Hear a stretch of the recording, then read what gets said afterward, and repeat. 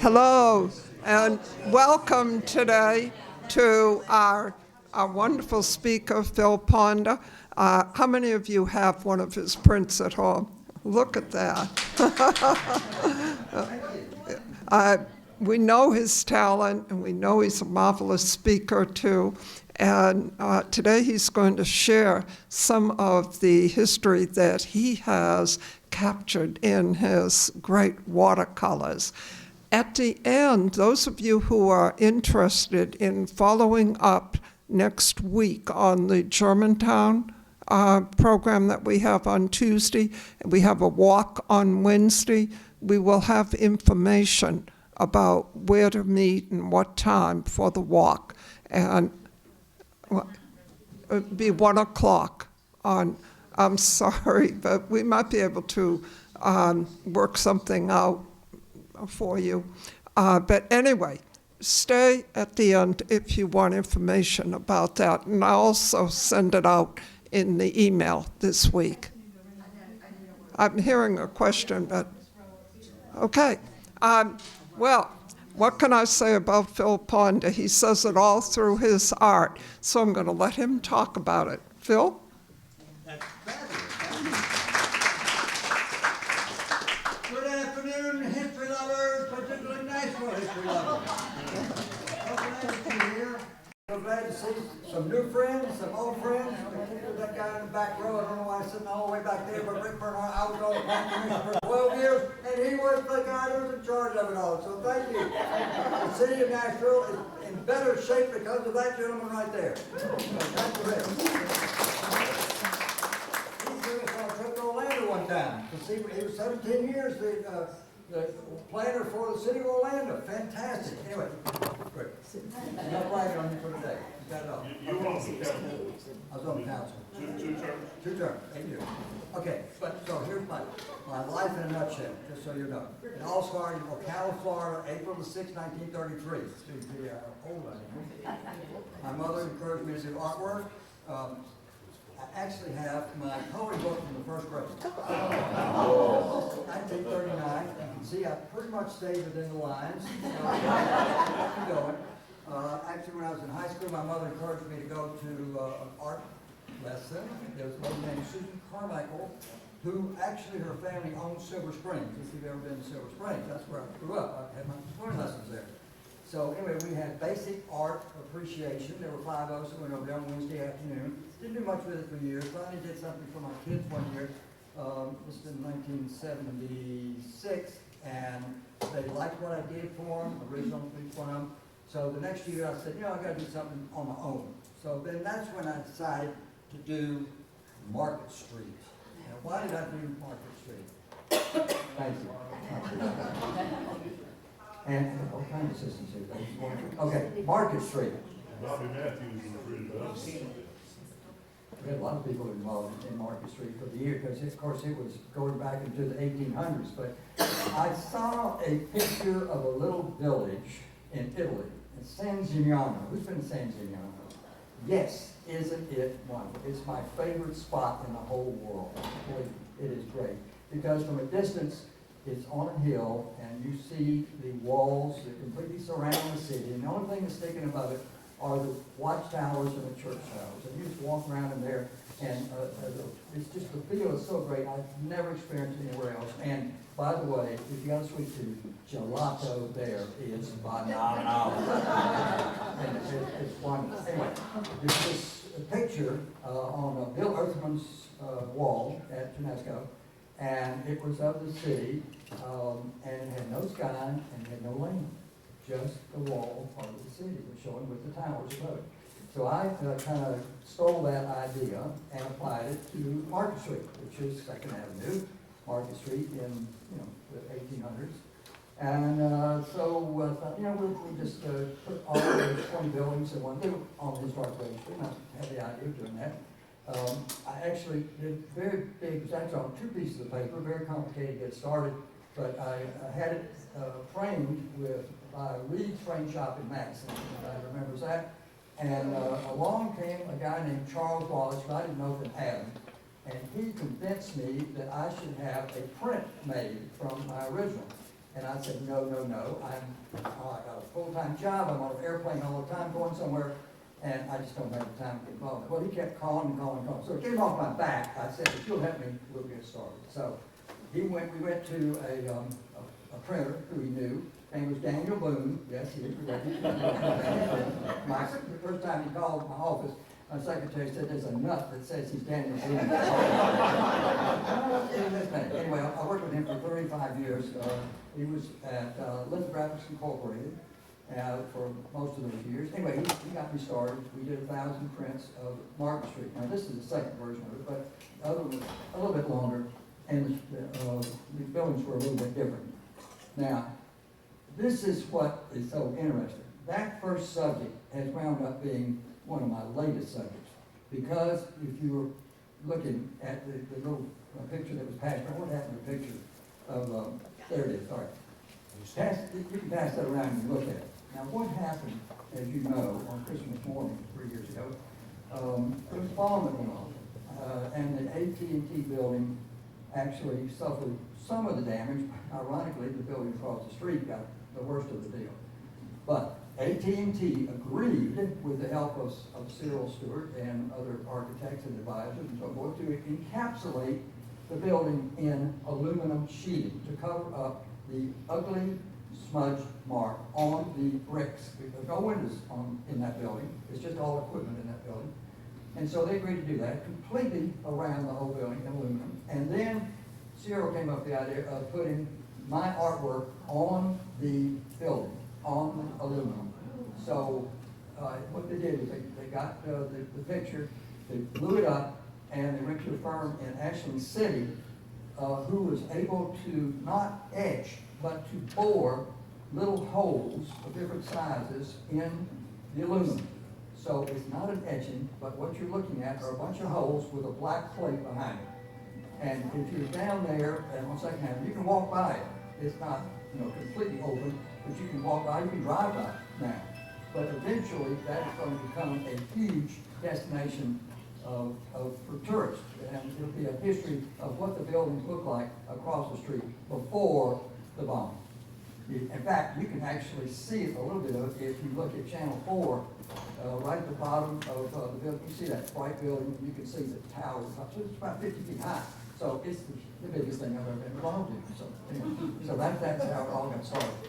All right, now, as far as what I do, it all starts with a camera. It all starts with photos. All right, and this is where I need my Vanna White to come.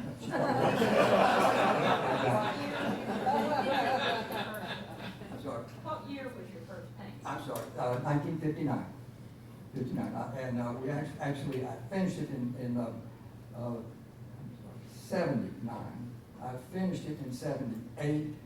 It was printed, the first printing I did was on February the 6th, 1979. There we go. Now, all right, here's how we started. With a lot of photographs, and I put them together, just as like the Capitol, paste them together. This is, you'll pull one into that. This was made with a photo lens of the Parthenon. This was made before the characters, Greek characters, kind of got weathered. When there was a renovation of the Parthenon several years ago, the people who did work came and borrowed all my photographs because these were more accurate than what they could see. They did some repair work based on the photographs, so that was kind of neat. Now, I do, a lot of photography. I've got hundreds of pictures that I've given to the Nashville room at the public library. So anybody wants to refer to the photos, you want to go start your own picture, take my place, somebody's going to take my place, and you'll refer to those pictures. Now, through an evolution, you'll see as we go along, and I'll explain this, different ways. I went up on buildings. I've been up on the tower of the Batman building, on the tower, up there, way up. I would do it again for $1 million. But anyway.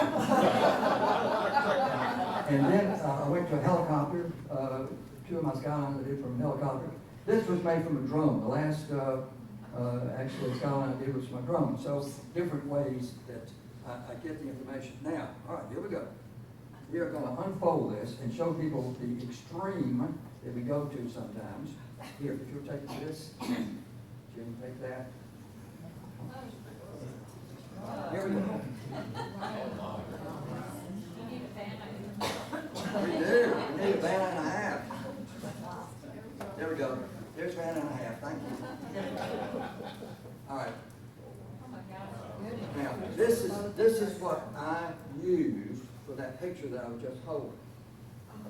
And there were 2 other sets for the second floor and third floor. So this will give you an idea. So instead of expanding my photograph information, I had to reduce it down. You know, I just walked across the street, and of course I was at the same distance from the building all along. So that's what I do basically, is an architectural blueprint, but I kind of enhance it a little bit, you know, just to give it some color. Anyway, but at the same time, I'm true to history. Take the word history. So that's what I'm doing. If my wife says, "You're picky, picky, picky," I say, "I'm detail, detail, detail." So we'll put this down. This comes apart very easy. So thank you all for both of you. All right, we're gonna put that here. Anyway, so we got started. We did the prints, and in a minute, I'll let you know when the next one comes up. Thank you, Ann. So anyway, Charles Wallace went to, how many of you remember Clara Peranos? Oh, you're fabulous. Thank you, thank you. She was such a wonderful lady, you know, died at 101 years old. Great. She did me the biggest favor you could ever think. On August the 4th of 1979, after the print, we didn't do much business at all, because I didn't have much time to devote to it, but Charles Wallace, bless his heart, went up and down Second Avenue and sold some of the first print. It's the only thing I had, but it's so unique, a lot of people liked it. So Clara liked it too. So in August, she put it on the front page of the activity section of the newspaper. This is when they have these different sections. So here I got this free publicity. It was fabulous. We sold 300 prints in the next 5 weeks. So anyway, that was what got started. And then, well, from there it went on. So it's been such a great ride. But let me tell you a little bit about the technical part of it, as far as the photographs. When I get through making the photographs, I put them out on my work table. I have this. My work table is a piece of plywood, if you want to be honest. But anyway, that's what I've used for years. And then I have to just get my mind on what I want to do. And then the really interesting thing is how I translate from my mind down to the paper. And I have the help of a calculator, because when I'm doing somebody commissioned me to do the house, I do every brick. I count the number of bricks, so I have to figure out what size the bricks are, and I go from there. And sometimes, most of the pictures are 16 by 20, which is the most popular size of all prints anywhere. But then we've got all these skylines that, you know, they're like this, so you have to accommodate paper and view together. So anyway, sometimes I have as many as 40 rows of bricks per inch. Now, how do I do that? Well, I have to use my magnifying glass for one thing, and I have a little scale that I know count 40 rows per inch. And then I have to be very patient to get all those in. And I have to use, after I do the pencil work, a 0.005 point pen. Now that's about the size of human hair. So I can get all those little lines in, because when you get 40 lines in there, you know it's almost all black if you use a wider point than that. So anyway, we do that, and then we use, come on in, front seat, okay. Slight extra charge, but that's not we have watercolors, and I should have brought my palette to show you. I have the ugliest palette in the world, because it must have 300 different little combinations of color. You know, there may be only 30 different colors in two, but when I mix them all up to get the colors I need, I've got all, and I just keep them because you never know when I'm going to use them again. So anyway, that's it. That's the process. Now, when I take it, and by the way, this is what it looks like when the pen work is done. You know, this is skyline, this is black and white, so that shows you. So the color gives it so much life, and that's why I love to do the color. So I take the original to the printer, most of the time it was Daniel, and they would do, and I go back into the early 80s, there was only one way we could do what's called a proof to see what the picture was going to look like ahead of time. And there was one camera in town that could focus with the lens, special lens, and pull out the red, the blue, the yellow, and the black, the basic colors plus black. And what they did was they put those on celluloid and put them all together so you could see what the print was going to look like when it came through the press. So here we go.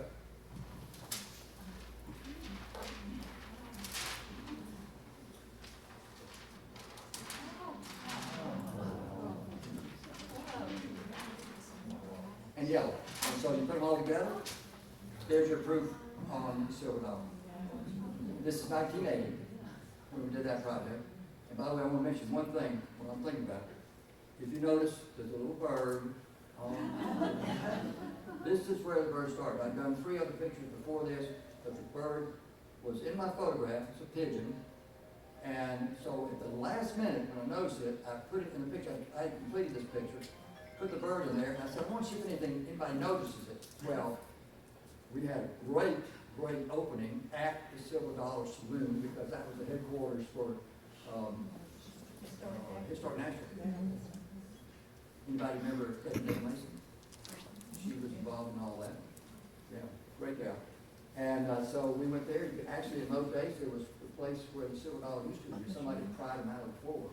I don't know what happened, but anyway, they got in one of those, shame on you for prying them out of the floor. So anyway, we met there, and Mayor Richard Bolton and Sandra came down, and they said, oh, I like your little bird. And a lot of people said the same thing, and I said, oh, I'm going to put that bird to work for you. So we've been in all the pictures since then. 32 years later, I never named the bird. And all of a sudden it occurred to me, we had a very, very dear friend, and somebody may know her. She was very involved in scouting with my daughters and wife. Her name was Happy Bird Song. You knew her. Good. Lovely lady. She's gone now, but anyway, she's remembered because the bird's name is Happy. So, every time. All right, now, there is, of course, a thing called digital that came along. Here. Digital. So now everything is done, you know, much more simple. No negatives, and it goes to the plate and all of it. This is something that lithographics did. I didn't ask them to do, but just to kind of show how things happen. This is my work sheet on the library downtown, superimposed over the full color version. So I want you to really pass down and look at this because these are measurements. These are notes on my measurements. I went downtown on a Saturday afternoon and made the measurements for the tape. So this is the most accurate to size of any project I've ever done. People looked at me and I thought all the homeless were across the street. That's it. All right. Now, so that is basically when they call me to come down after we got this set up on the equipment. And this is a press 65 feet long, made in Heidelberg, Germany. Beautiful equipment. They use the 4 plates, and they depend on me to say when it's ready to go. We have to make the last minute adjustments. And then when I finally am happy that it's as close as I can get to the original, because I have the original right there, I said, okay, go. And then you can print 1,000 of them in 12 minutes.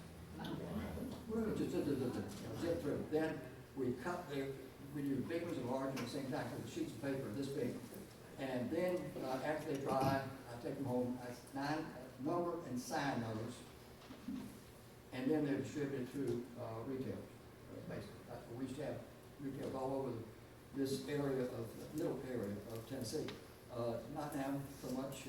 Most of it is done through a shop called Picture Gallery, which is located in Hermitage. Very good. If you need to work, go see them, please. That's a non-paid commercial. All right, so I started with history, and I pretty much stuck with history, with a few little exceptions, and everything's been good. So history's been very good to me. But I wanted to be good to the history of Nashville, and therefore that's why I use detail, so that we'll know what a particular subject looked like on the day that I made photographs. For instance, the cabin. I'm going to run through some different subjects here. The first one are public places. This is one I've done several times, different ways. But this is the favorite view I have. This is called Tennessee Capitol. It is these long views, I'll call it that. This is the Legislative Plaza down here. This, of course, was completed in the 1850s. And the architect, William Strickland from Philadelphia, died while the project was underway. He's buried in the walls of the Capitol. Everybody here heard that story. This is a wonderful building. It's still considered one of the 5 best architecturally speaking Capitol buildings in the country. And it's still very useful. You know, the legislature meets there and does all their things. And anyway, it's a wonderful building.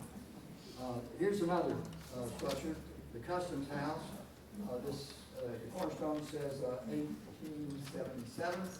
And this was built really as an economic boost to the city of Nashville after Civil War. Still in use, still a great building. Then along came the Centennial Celebration. Not 1796, so that was the original.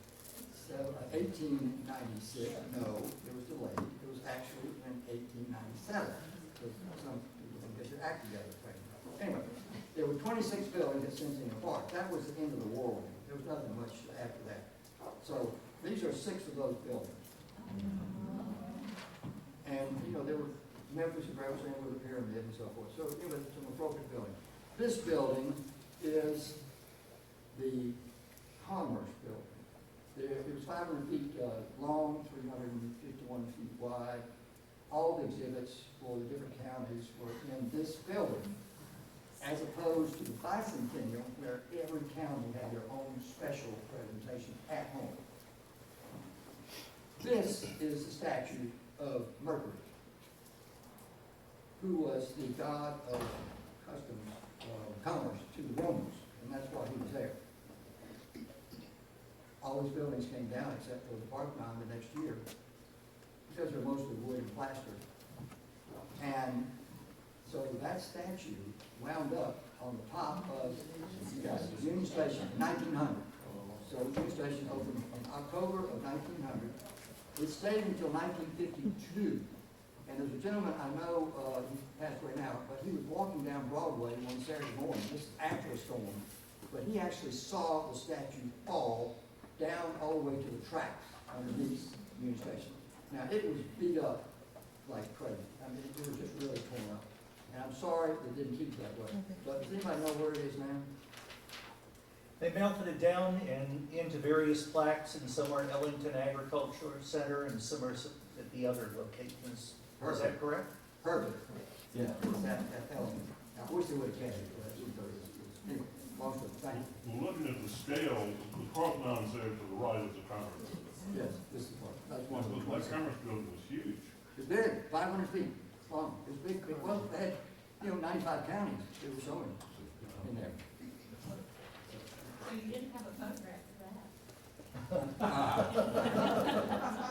Okay, so as I say, one of those buildings was the Parthenon.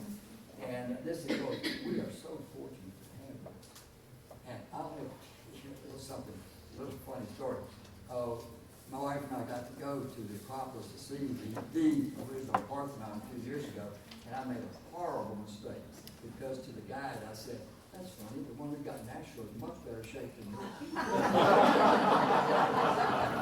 I thought you were going to throw me off the property.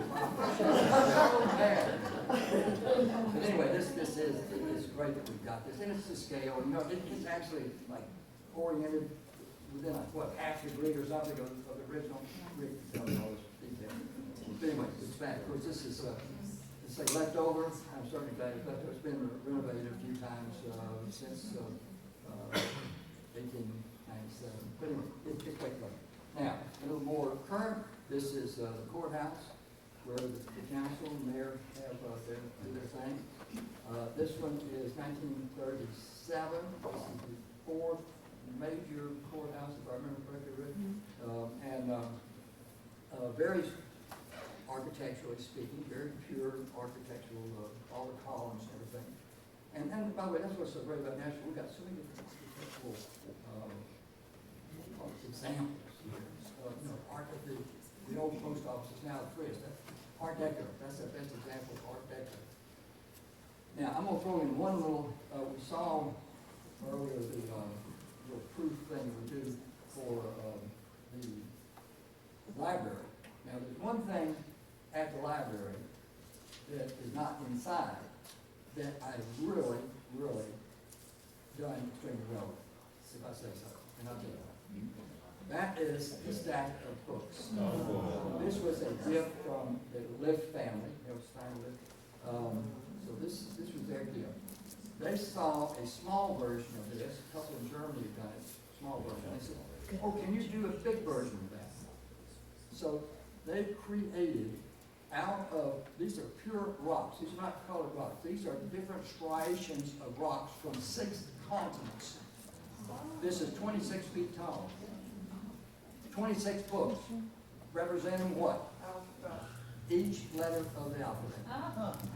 At the library, on the outside corner of Conroe, Seventh Church. So, and this, by the way, these are gone, but there's a lot of people that like this. And one of the signing number prints at auction sold for $2,500 as a charity, so charity auction. So I'm very impressed that we had that particular system. Now, they're not all that good, but that's just a great example of what little side benefits that come from selling my art. And I'm really glad to hear that people having auctions. I get calls all the time like this. Now, the Capitol, I want to mention the Capitol. We talked about it. I want to mention a story that's very interesting about that. The Capitol came about as a second thought because somebody had the thought on the highest hill in the downtown area to build a church there. So Holy Rosary Catholic Church, not the one college, but Holy Rosary was built on that hill. Then along comes the legislators who thought we need to have the Capitol on the highest points in downtown. So they were convinced, to sell the property, whatever. And then St. Mary's was built down the street, about a couple blocks off. The bricks were saved from the old Holy Rosary and were used to build Assumption Church in Germantown. Now, I didn't take care of all the bricks, but at least a lot of them were used for that. I've done, quite a few different churches. This is the cathedral, for instance. And this is the Lindsley Avenue Church of Christ, which is quite a history to it. This is 105 years old. Somebody remember Ira Knoll? The famous Ira Knoll? He was minister here at one time. Yes. Madison.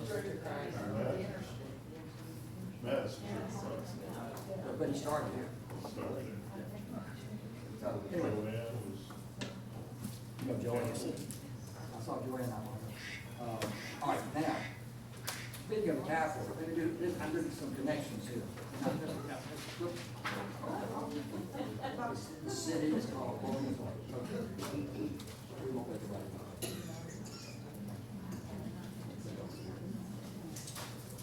There we go. Okay.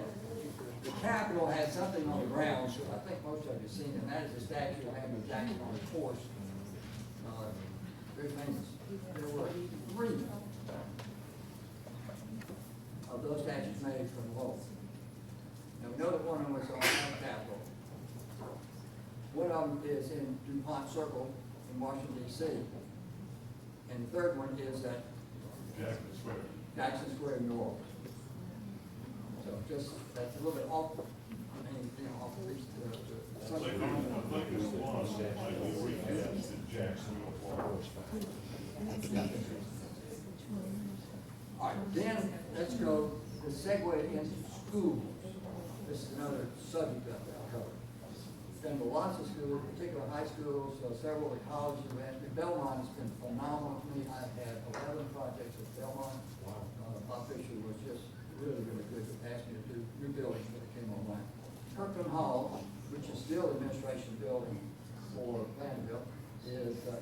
1975 completion. It actually had 2 towers originally, but in 1905, there was a fire in the library on the upper floor, and the tower burned down. So I guess they only had enough money to build 1 tower. Now, I hear a lot of stories. I hear a lot of stories about different elements that I've painted. Sometimes just one little element in the picture. This clock, not long ago, a guy came up to me and said, I went to school down there. I always got to classroom early so I could look out the window and see what time it was, because my family was so poor I couldn't afford a watch.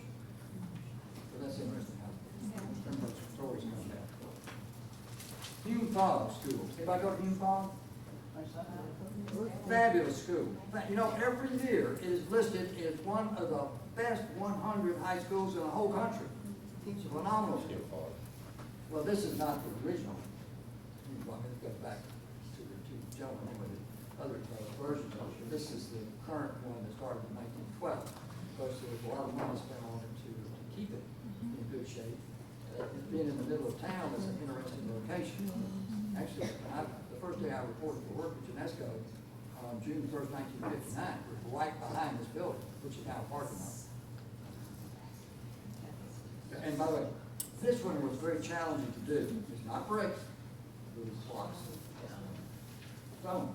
And to get all that together, believe me, every now and then I have to stop what I'm doing because it's driving my eyes crazy looking through a magazine. That's it. Okay. How many hours? On that? Yeah. These will run usually, when I'm doing all the bricks, probably 60 hours. A skyline where I have 200 buildings in it may take up to 100 hours. Maybe a simpler house would be 30 to 35 hours, something like that. Okay, Cone High School, I go to Charlotte, familiar with that? Anybody go to Cone? It's like a adult education facility now. This is 1928. Then along came East. Anybody go to East? And Rick, you have to remember, this is around 1930. Now, I think it's right around 30. And then following that, the old story that East and West never meet. Well, that's East, this is West. So this is 1937, was the first year of that. And I'll tell you what I admire about it. There were several things I admire about West. First of all, it's great architecture. I call it Philadelphia architecture. Just as just basics, balance, and all those things that you think about. They're good architectural items. And this is in great shape. So we've had some principals and janitors and so forth, and students that care about keeping this in good shape. It is a magnificent facility. Now, I'm going to segue into homes. And one of the oldest ones I've done is Traveler's Rest. Okay, all right. So this one celebrated the 200th anniversary in 1999. I cheated by looking at my date. So this is an interesting structure. And by the way, occasionally I use artistic license, I can move some things over there, like this trees. Trees actually over here. But the people that commissioned me said, you know what, this is more important than this. This is actually built on later. So that's why I kind of put a tree in front of it. Later. Anyway. John Overton used to entertain somebody very famous there, Andrew Jackson. You know, they had a lot in common, lawyers, et cetera, et cetera. So anyway, a lot still going on there. And then, speaking of Andrew Jackson, he bought the Hermitage property in 1804 and moved there and lived in a double-decker cabin for a while. And then they built the Hermitage, 1818, 1819. Rachel moved in there. She never went to Washington. She died before she went through that. Then the house had a fire in the 1830s. 1830s, this is what it looked like in 1835. It had a wing on either side, and the columns and so forth. So it's still a great, great place. And I had lunch with the CEO just not just 2 days ago. He's leaving the end of June, after 15 years of really challenging but beneficial work as a health center. I'm very proud of how it's helped. Now, speaking of mansions, 1853, William Harlan, who was very proud of what he had and the date, put his name and the date right on the door. And as you know, this was here before the Civil War. And there are still pock marks in the columns from bullets that hit the column. And this is, I guess, who was it, Caleb or Marty had their cup of coffee there one morning and said, "Oh, it's good to the last drop." And the Chick family said, "Ooh, we're going to use that." So Chick made most of that. Great stuff. And this was a horse farm. And 1,100 acres. You know the most famous horse that was ever born here? You got it. Iroquois went on to be the first American-born horse to win the majority in England. So that's why the Iroquois steeplechase is so known around here. It all started there. The last of the big mansions built before the Civil War was the McGavick Mansion in Donaldson. McGavick were quite prominent here, mayor and so forth. The one built Harlingen down in Richmond County was actually there. He wanted to get out of town, so he went to the next town and built Harlingen. Well, this is David. So, and I can remember when I moved here, Mrs. Donaldson, Ms. McGavick would come down in full regalia to eat supper. She would have our set, but she dressed every night. Just wonderful. And of course, when she passed away, it went to Vanderbilt. Vanderbilt sold some of the property for McGavick High School, etc. Now, some of it's greenway, some of it's golf course, so it's multiple different things as far as what was the original estate. But this is still in good shape, and with the Friends of Two Rivers helped to keep it in good shape. Then 1933, Cheekwood, some of that last drop money went into Cheekwood. A lot of this, the interior of this was from Europe, was transported here from Europe. Great structure, and this is funny. This is one of the few times that I got turned down as far as doing a picture. The director, at the time, I asked her about permission to paint. I said, most every other big building, or his art building. Nope, you can't do it. So anyway, he left, and a new one came along, and I asked him, oh yeah. So anyway, then later we got it done. What was the reason? They thought it was going to invade their privacy or something. And the technicality is, when I, like Vanderbilt, when I did Kirkland Hall, I had to go through the lawyers because I had to stand on their property to make the photographs. If I can stand on public park, like street, like the diamond, where I can stand there, it's public domain, so I don't have to go through all the rigmarole. Monell's, right now, going to be torn down in the next few weeks. I guess the last day it was open was Sunday, the 21st. So that goes back to 1930 when that was built. It's not in good shape, so I don't know how we'll be able to move it. They'd like to move it. But I got permission from Michael King, Michael King, to use the name Monell's on it. And I called the airport and said, I didn't want to hide anything because the airport technically owns it. So after a couple weeks of hearing, I need to get started on it. Can you give me some kind of information? So the guy says, we've been talking about this, and I tell you, it would take us weeks and weeks and weeks to get the permission to do it. Just go ahead and do it. And again, the technicality is I could actually stand out on Murfreesboro Road and make the pictures so it was probably amazing. So anyway, I've done it. We're going to have an issue of prints of it. It's going to be a fundraiser for St. Jude's. And that will be on the 29th of June. It's going to be by invitation, and I don't know if there'll be any left over, but they're only going to be 50 prints. Phil, was the house built again the way it was before, when it burned in 29, and then they rebuilt it exactly as it was in I 29? know it was a replacement, but I do not know that. Does anybody else know that answer? I don't know if it's exactly the same or not. I'm trying to figure that out. Yeah. I always heard it was just kind of after the fire, and I think it was smaller than the original one, which was Called Colmere, and then it became Colmere Club, and then it became New Orleans Seafood Center. Seafood forever. Yeah. Banner. And then finally, Cornell's came in, and I went to eat there about 5 weeks ago. Holy cow.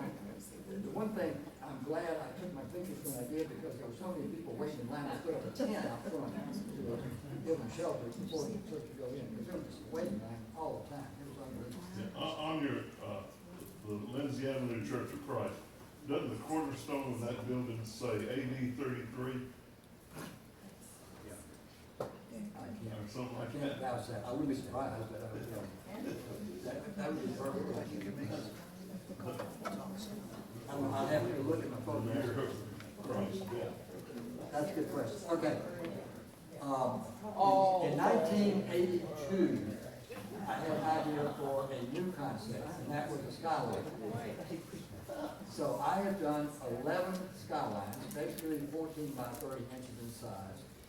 And so about every 4 years, I do one. And so I did one 4 years ago, this particular one.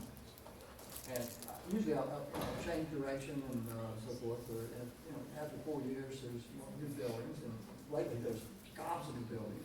It's like driving through a canyon downtown now. So anyway, this was called Nashville, the New Millennium, and this is from 1988. And this is looking across the river with the stadium. This is one I just did with help from drone. So we can pass these around together. So it's the same viewpoint, basically. This one's from 200 feet up in the air from East Nashville with the help of drone. But if you look at it carefully, you see the new buildings that were added in here. You still got the Capitol, still got the Batman building. That's where I've been, right up on that point right there on the Batman building. Made pictures all around the city. Interesting history for that day. If I'd fallen, I would have been a hit on Broadway. You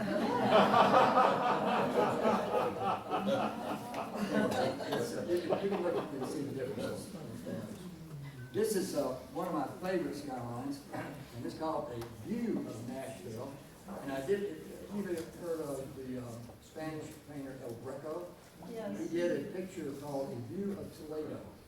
When I went to Spain, I went to Toledo just so I could see it in there, because that gave me inspiration to do a view of Nashville in his honor. So this was taken from the top of the children's the science, Adventure Science. yeah, that's taken from the top of the back. So see, I've been on top of a lot of different things and places. And then, and I was really on top of it when I did this one. This is in 2013. And this is from a helicopter. That's why I put a helicopter in the picture. And a lot of people say, well, I have balloons on my picture. And they say, why do you do that? Well, to fill in space when there's no building, and also give a color. Those balloons were from the Nashville Balloon Festival that we used to have years ago. I'm not sure they're still doing it or not, but in Firstborn Park. So I took a lot of pictures of those. So I still use them occasionally, just because they're Nashville related balloons. This one is pure architectural. I did a whole series of photographs looking at each block, and then we got the helicopter go back around. I took a whole series looking up each street, and then across the river. I've never been able to do the 6 bridges on the river. And you can start here first, second, third, fourth, fifth, sixth, seventh, eighth. And it gives you all the information about the building. So that's why I say this is an architectural blueprint for us. And this is one of the best examples of that. Was that black and white that sent around first? black and white drawing? Yeah, as a matter of fact, it's- okay. And with that, I've been very blessed to do those skylines. And every city has somebody, I think, that has a person that specializes in skylines. So a gentleman in St. Louis, for instance, he did some arch in all of his different pictures that he does. So he's been wonderful. So those are different categories, basically. I want to tell you this.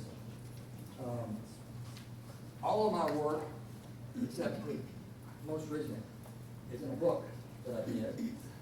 It's 461 images in this book. We did 1,072 copies. There's about 40 more.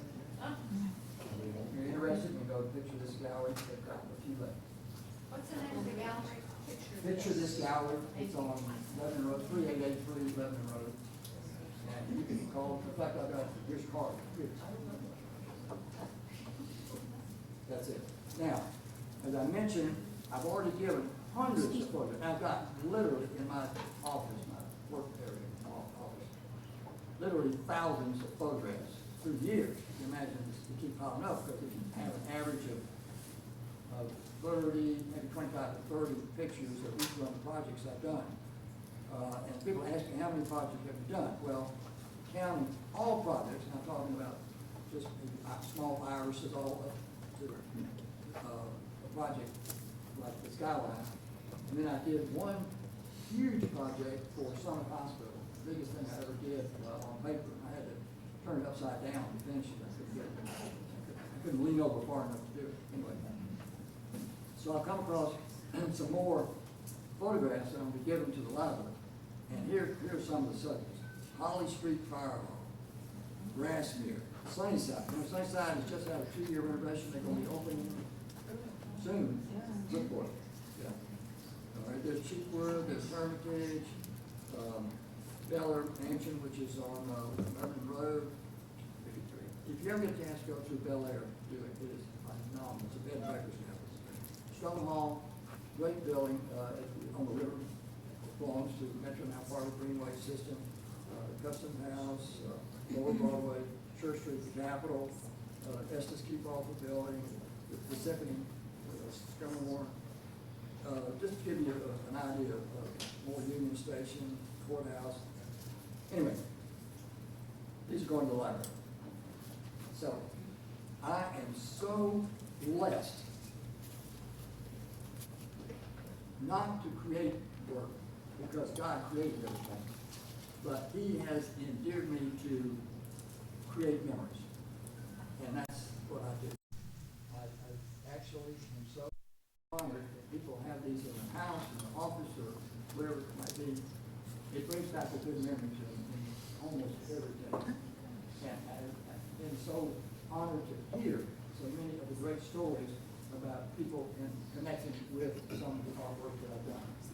And then it's so wonderful that it's, 90% of it stays within 50 miles of here, but the other 10% scattered around the world. People come in, funny, the Japanese, they're here, this house, they come in, some of them love to buy a little crap, send it back to Tokyo. Then there's somebody to send one to Argentina or Australia. So there's a little bit spread around the world. So that makes me so happy, so honored, so humbled that I've played a little bit of sharing fantastic element that are here in Nashville. So believe me, I want to thank everybody for inviting me today. It's been a pleasure to be with you, and if you have questions, we'll take them in.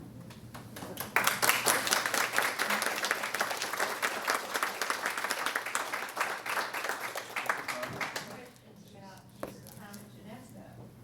One, did you ever draw that building out on Murfreesboro Road that got demolished? The original of that building is in their new office, which is the old Bridgestone building down on the corner of Elm Hill and Sprouty Parkway. You know that glass building? No, but yes. And what did you do there that, was it something also, detailed The and, only thing I did that really related to art was to sketch new shoes that went in our little catalog. That was the extent of my art work. I actually started out in customer service work and then did merchandising. I was involved in manufacturing, particularly at 3 factories in Mississippi. And I actually was in charge of the Brazilian footwear. I used to go to a place called Nova Hamburgo, which is in Rio Grande do Sul, the most southerly state in Brazil. Anyway, I had lots of different occupations. My office was actually in 22 different places while I worked at UNESCO. Most of them were in that building that's just been torn down. what is that? I was there 27 years in that building. So are there prints available of that, the UNESCO building? Yeah. Well, I don't think, I could probably get permission to do it, but the original's in their office, so I could get permission to do it. Just call, picture this gallery. Okay. Yes, Do you use a drafting machine? I'm sorry? Do you use a drafting machine to draw it? The only thing I use is a parallel bar, and then I use plastic triangles and so forth. I didn't use that, I used to hold bricks. I used to hold it like, and then my son-in-law, who's on the same sort said, parallel bar. That really saves me a lot of time. I'm doing bricks, and actually, when you're doing the hash marks for the bricks down like this is all of it. Anyway, I can actually turn the paper sideways sometimes. If the picture's not too big, not too long, then I can do it. That takes, when you're doing every brick, it's very precise and very time consuming, but it's just one of my earmarks. Along with the birds, one of my earmarks. The curved bottom, that's one of my earmarks. So when people look at my art, they pretty well know that I'm the one that created it. And they'll say, if somebody wants to take my place, give me your name. You want to take my place? No, I use oils. Oh. Watercolors are too. I used to use oils, and I couldn't do the bricks with oils. It was just too much, too small. Yeah, watercolors are so unforgiving. That's my question. Is everything a first draft, or you just? So I do a rough sketch, and then I use my calculator to figure out to fit the structure on the particular piece of paper. I'm working on a project right now, and I have these photographs, and I kind of lined off, kind of blocked the photograph. And then when I got through using my calculator, I had to, these were 1-inch squares, and I multiplied everything by 3.375 to get my lines of my points, of interest, and then I put points based on my little graph that I have on the picture, and then I connect all the dots. Connect dots, but a lot more complicated. Mr. Pondry, you were talking about the state capitol, many years ago. I was out in Colorado, in Denver, and I saw their state capitol, and it looked a lot like ours. It looked almost like an exact copy of ours. Do you know anything about that? Did they use us as a model, or did we use somebody else as a model that they used? I don't know that we used it for ours. William Strickland, who came up with the concept, by the way, the top of the, Lantern of Diogenes. yes, tell them a story behind that. Well, It goes back to the cupola on the state capitol is designed from a classical building in ancient Greece called the Lantern of Diogenes or something like that. Yes, and technically, that's why that is called a lantern rather than a Cupola. cupola. It's a lantern, called a lantern. It's got holes in it, so it's like. It's like, But that's true about, and I'm not sure if that structure is on the Acropolis, but it's in Greece, I know. It's below the Acropolis. It's where? It's below the Acropolis. Below, okay. And the plaza. Yeah. By the way, if you go there, be sure and get there early, because the tours really go slow going up to the Acropolis. You have to go and wait a while for another tour to get through. Yes, sir. Can you share with us, there was some debate, you were on the Metro Council, is that correct? I was there 8 years, yes, 95 to 2003. Did you enjoy that experience? That, This is what you call a loaded question. You know, I enjoyed from the standpoint of the fact that I felt like I was doing good for the city, and that was the important thing. And I'm gonna tell you, there were nights I did not sleep because I was in the middle. In my particular district, there was a lot of building going on, and when you have to stand up in the middle of 300 people, 150 people that want to kill you, and 150 people that want to kiss you, that it's really, you know, it gets to you. And I go home, and I just really could not go to sleep. So those are the times that we're trying, but I have to put those on the back burner and think about how the great things that we did. If you go to what I call the heart of Hermitage, which is the police precinct, the community center, the library, there's a public art in the park and a playground, I all had a hand in doing that. So those are things that I'm very pleased with, and a lot of other things, a lot of legislation that we did that we were happy with. And now, love it or not, the first month that I was in the council in '95, Mayor Bresson came to us and said, "What would y'all think about having a football team move here?" I talk about a baptism of fire. That was really interesting to start off with a really bang-up deal like that. More questions? can you talk about your training? Training? Yeah, as an artist. Is it- Oh, well, that was, yeah, I mentioned, the first official training I had was, I guess, the nuns. The first one I was in grade school. I went, first, pre-first to 8th grade in Parker School, and then I went to, because it was a small town, just a high school, Ocala High School. And while I was there, we didn't have an art teacher. They couldn't afford an art teacher. So I went to Susan Carmichael at Silver Springs at her house to do the basics. And I just learned how to use oils. We actually we mixed sand with oils to make a rough. Oh, wow. So, yeah, and then watercolors, crayons, and you name it. Just anything that you can make art with. And I didn't do anything with it much for years. And as I say, one year when I did some structures for our kids for Christmas, and they liked it so much, that's when I said, maybe I can do something that the public would like. So that's when I got started.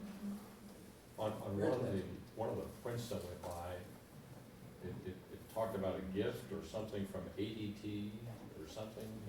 Yes, I did a series of pictures for ADT where their convention was held, Okay. and I did 2 in Chicago, 1 in San Diego, like the Del Coronado Hotel in San Diego. Actually, that picture I showed you of Jackson Square in New Orleans, that was one of the ADT pictures. 1 in Washington, D.C., which incorporated the different monuments, Lincoln, Jefferson, and so forth. So yeah, there was quite a few of those I did, and then they were sold out to Cox Broadcasting in Atlanta. Anyway, that went away. But that was good. I enjoyed doing those. I go, like New Orleans, I flew down there on a morning plane, and this was in July, and the humidity was 150%, right next to the river. I was sweating like a pig, I'm gonna tell you what. But I went around and made all these different pictures down there, and I let them decide which subject they wanted. And they said, oh, let's do Jackson Square. And the same thing happened in Chicago. I took a lot of pictures in Chicago. It was raining. I jumped out of the car at one point, took a picture of the water tower. And I had all these other, I had probably 15 other different things, the ballparks and everything, but like the water tower. You never know. Yes, ma'am. Have you done the Frist? The Friends desk, sure have. Yeah, that's actually buried from a post office. Yes, sir. How many easels would you have going at one time? How many what? How many easels? Would you focus on one thing at a time? Or Well, would you- I actually technically I just have the one board. So I rarely get 2 things going at the same time. I usually like to finish one project. Now, if there's some kind of a crunch, I'll stop. But when I get wound up on one subject, I'd like to finish it. Yeah. It's something like, whatever. All right, anything else? I probably talked too long, but. No. Thank you. Are you not impressed?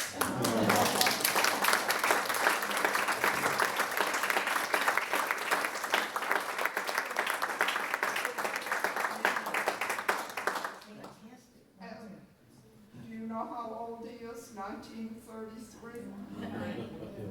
Count the rings in my bathtub. And Phil, how old was your mother? My mother, now this is, thank you, Rick.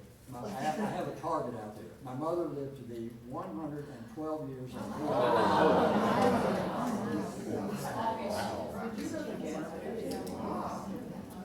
What kind of world are we leaving for Phil Ponder?